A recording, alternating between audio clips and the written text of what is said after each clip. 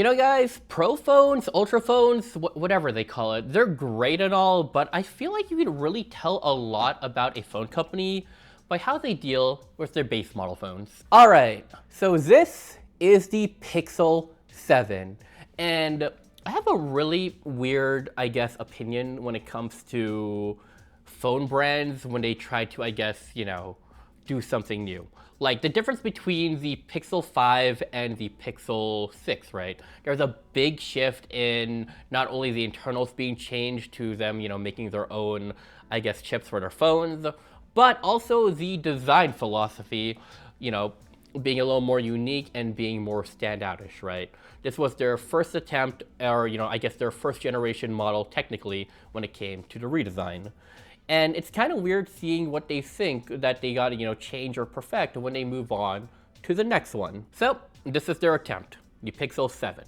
Let me talk about my Pixel 7 experience specifically. I got this Pixel 7 way later into its life. Like I believe it was just 2 years ago from when this video was posted that I bought this. So I did buy this new in good condition. It looks pretty flawless at first glance, but when you start to actually look at it a bit more, there are some flaws which I guess doesn't really affect it too much. So over there, you guys can see there's a little bit of a dent slash chip on the corner.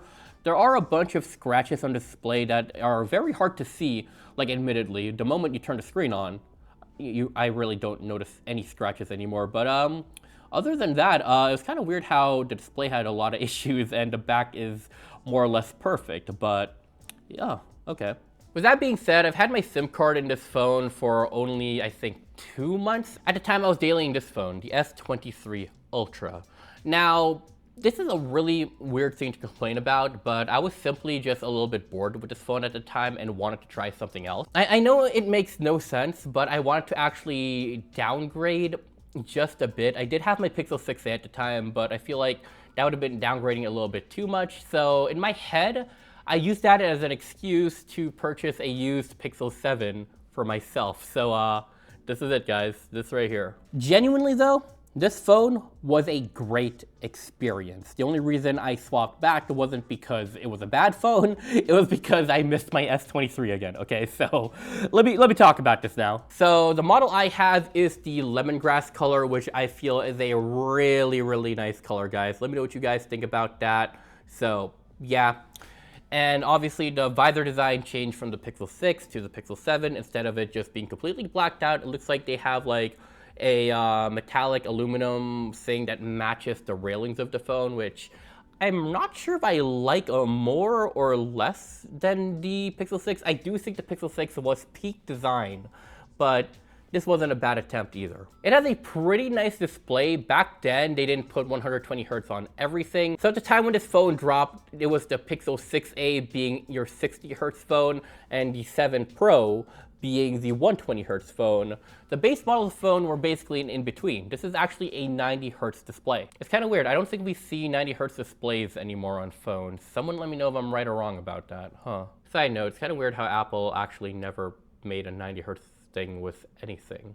I guess they just kind of completely skipped over that. The internals of this phone are its Tensor G2, their second generation Tensor chip, and honestly, benchmark-wise, there isn't really much difference in terms of, raw power, but apparently it is better for a lot of tasks that Google, has it set for, which to be honest, I can't explain how it's better, but I do know in terms of raw horsepower, the G1 and the G2 were the same, with the G1 performing better at some things, which I've never seen before in chips, but yeah, all right, this is what it has though. So real quick, I guess I'll do my camera test with this phone now.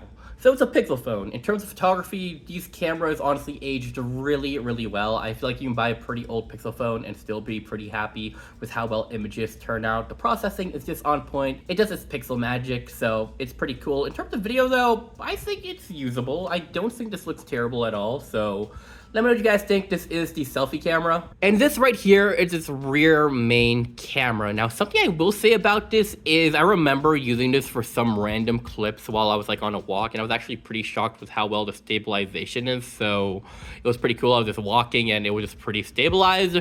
Here's, I guess, the ultra wide camera, which Yeah, you lose a little bit of quality, but it is much wider. As you can tell, the camera, I feel like from what I'm seeing in the, I guess, screen, it just looks like a black smudge right now, while when you go to the main camera, you can make a little bit more details out, so it could just be the lighting. You can zoom in up to 2 times here, and I think you zoom in even more, but you start to lose a lot of quality because it is digital zoom, and it does get a lot shakier. All right, so my thoughts on this phone are pretty simple. It's a phone. It's a good one. It does everything well. It doesn't go really above and beyond with anything. If you really want that, you get the Pro model, right? But, I think you'll be very surprised with how usable this phone is today. Now, I'm actually not sure what the, I guess, promised updates were for this phone. I just know that Google recently promised like an extra year of updates for both the Pixel 6 and the 7. I do think though of this year, the Pixel 6 support kind of ends with one more update, while this one will last until I think 2027. So this is still a pretty okay phone to get now, especially for its price tag. It looks like in the used market, you can pretty much get this phone for, wow, hold up, you can get Pixel 7 Pros for like 200? Tempting, I'm not gonna lie. But it looks like you can get like the base Pixel for like, ooh, okay, we're seeing something for 114 right now, but it is in poor condition. So if you want something in somewhat good condition, I'm guessing maybe 120, 130. Actually, this looks fine if you're okay with Verizon. Okay. But yeah, so we're gonna, let's say like 110 for poor condition and maybe 140 if you really want excellent condition. Oh, what the heck? This one here, guys, 130, 256 gigabytes, huh? Again, for Verizon. Where are the unlocked ones? Oh, here we go. I mean, I don't know if I'd pay 190, but hey, it's an option. Okay. So as of this year, this is pretty much hitting budget phone prices, which I feel I would definitely buy this over any, I guess, budget phones that are priced around the same, only because, first of all, it's Google's phone, right? You actually get all of Google's latest updates. So this actually has a lot of the current AI features the newer phones does have. Something you do have to keep in mind, like I said, next year is the last year this thing is going to get updates. So make of that what you will, if that's worth it for you for the price. I'll talk about this now. Gaming. Not that bad on it. Like, it's not the best. You really just gotta temper your expectations. Google Pixel phones are never gonna be like super duper good at gaming, but a lot, fortunately for us, a lot of games are actually optimized pretty well. So your COD Mobiles, your PUBGs, they're gonna run fine. Just don't expect super high settings and you'll have a pretty good experience on it. Also, light games, they work pretty well and it can emulate lighter titles, so yeah. Okay, so I felt the need to add this point into the video because I, for some reason, forgot to talk about it. By the way, this is being recorded with the selfie camera on the Pixel 7, so an extra test for you guys in a somewhat lit up room right now. But, okay. So the cool thing about Pixels, and, specifically Pixel 6, 7, even 8, is I remember at the time when they're released, right? The Tensor chips were always being clowned on, which, to be honest, there is a little bit of merit to that. Because, Tensor chips, right? When they come out, they're usually benchmark-wise and, honestly, real-world performance-wise, if you are playing a lot of games and doing heavier tasks. Yeah, the Snapdragons, the MediaTek, the Apple A Bionic chip equivalents of those years will most likely perform much better than it, right? It's just how it is. Tensor is just a weaker chip in general. With that being said, however, every time there is a Pixel that drops, right, it's always a question of, okay, that's cool and all, but I don't see these chips, lasting years down the line. And now we're at that point. It's years down the line. This is the Pixel 7. We're about to hit Pixel 11. And the crazy thing is, not only is this still an extremely usable phone, but Google has kind of, added on to their promise.